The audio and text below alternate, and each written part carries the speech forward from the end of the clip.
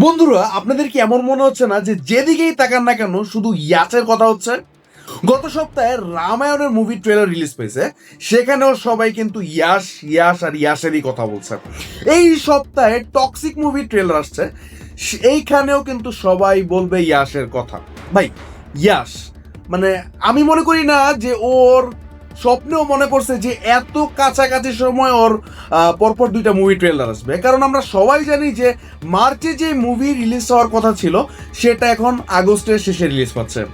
আজকে তাদের ট্রেলারের ইভেন্ট হয়েছে বেঙ্গালুরুতে, সম্ভবত 8 মার্চে এই ইভেন্টটা হওয়ার কিন্তু কথা ছিল। আশা করি একটা শক্তিশালী মুভি আমরা দেখতে যাচ্ছি, কারণ ইয়াসের অভিনয় অনেক ভালো হবে বলে মনে হচ্ছে। যে বাবা গ্যাংস্টার, তার মধ্যে একটা দাপট থাকবে, এটাই স্বাভাবিক, কিন্তু যেই ছেলে তার মধ্যে রয়েছে পুরা সাইকোনেস পাগলামি। মানে আর এতগুলো অভিনেতা রয়েছে এই সিনেমাতে, মানে মনে হচ্ছে যে পুরা সিনেমাটাই একাই টেনে নেওয়া যাবে ইয়াস।